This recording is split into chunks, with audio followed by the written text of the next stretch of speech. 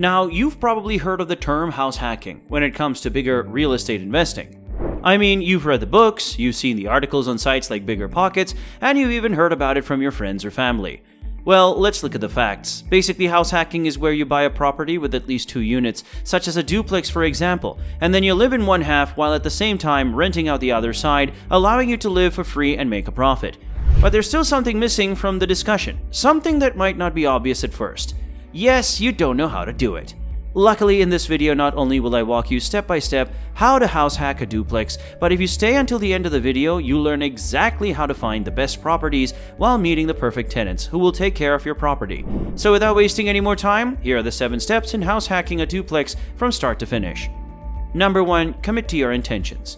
When you're house hacking a duplex, the first step is to have the intent to live there. In short, you have to love it. You have to feel like it's your home. And if you've watched any of our older videos, you'll know that having a passion for your properties goes a long way in this industry. You need to be committed to living in the duplex for at least a year. You can't just rent it out and hope that it earns enough income for you to keep paying your mortgage on it. You actually have to live there. If you don't intend on living in the duplex for at least a year, then you'll end up getting stuck with just one side of the duplex and you'll never be able to flip or sell it. This is important because if you don't have an interest in living there, then you might not put as much effort into the property or manage it well enough. That could lead to problems down the line, like having tenants who don't take care about things or avoid dealing with repairs properly. It's not enough to just be curious about the idea of buying a duplex and renting out half of it. You have to be ready to commit yourself to living in that space and being able to support yourself and your family with the income from the other half of the duplex. Number 2, run the numbers. That's right, we're going to need a budget, and it's going to be different from the one you've got now. Here's exactly why. When you buy a house, you don't want to spend more than 30% on your mortgage, but with a duplex, it can be hard not to go over that limit, especially if you're trying to buy something that needs some repairs.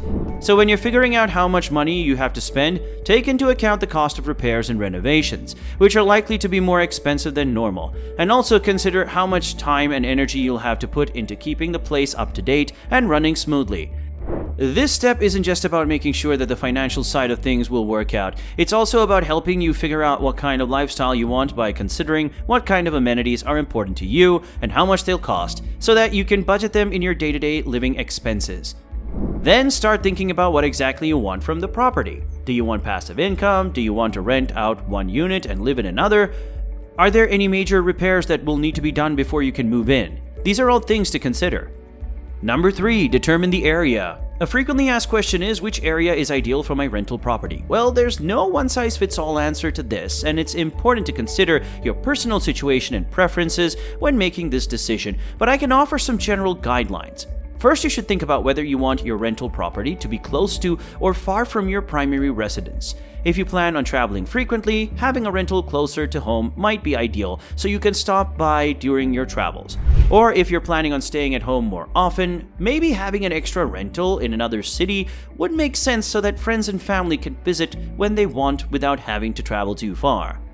Determining an area for your rental property can be tricky because you want to find a place that is going to appreciate in value. But if you live in an area that has already appreciated, it can be hard to find a place that hasn't already been bought up by investors.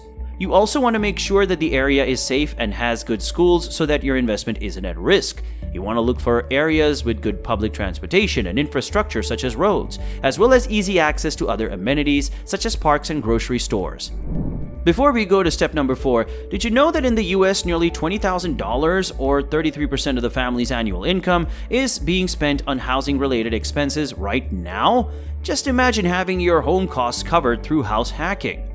Keep watching because in a minute I'll tell you the easiest way to evaluate home prices in your area when buying a duplex. But first hit the subscribe button and give this video a thumbs up so it can be spread to more people. Number 4, find a property and analyze it. Once you've decided on an area, it's time to start looking at properties. This is where the fun begins. You can use Google searches, Craigslist, Zillow, and Trulia, as these are all good places to start when looking for potential properties. You want to consider the number of bedrooms and bathrooms, as well as their size. When you're searching for properties online, the number of bedrooms will depend on how many people are going to be living in the house with you. But make sure that there are enough bathrooms for everyone. Remember, analyzing a property means looking at the neighborhood, the building itself, and understanding what kind of tenants you can expect to attract. You should also check out the condition of the property itself. Is there any damage? Is everything up to code? Are there any leaks or other issues that need attention immediately? You may even want to hire someone who specializes in home inspections before making an offer on anything, just so it doesn't have any surprises later on. Number 5, find a real estate agent. You don't want to do it alone, trust me, because if you do, it's going to take you a lot longer and cost you more money in the long run. You need someone who knows what the heck they're doing. Finding the right real estate agent can be the difference between making or losing money on your investment, so it's important to do your research before you start looking. It's always good to have someone on your side who knows the market so that you don't get ripped off or stuck with an overpriced piece of property.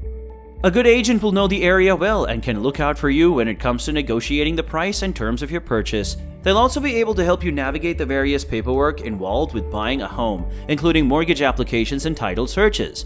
Once you've found one that seems like they would be a good fit for your needs and budget, set up an appointment to discuss their services. Be sure to ask lots of questions about what they'll do for you and whether or not they have any specialties or areas of expertise that might come in handy during negotiations.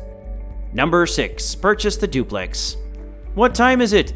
It's time to actually buy your duplex. You've done all the hard work of finding it, figuring out what kind of financing you need, and getting the right things on board to get you ready for tenants. Now it's time to sign on the dotted line and take possession of your new home. A duplex is ideal because it provides extra bedrooms and bathrooms that are perfect for renters, but a single-family home could also work if there are enough bedrooms and baths for tenants without feeling cramped.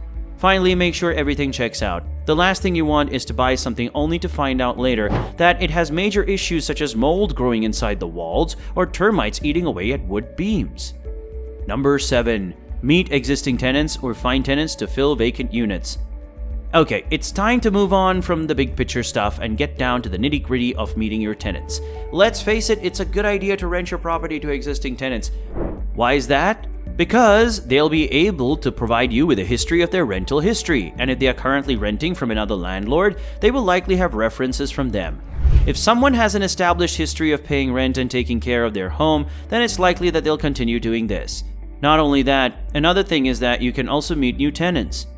When you begin your house hacking journey, you may be tempted to let just anyone move in with you. After all, they'll be paying rent and helping out with the mortgage payments, right?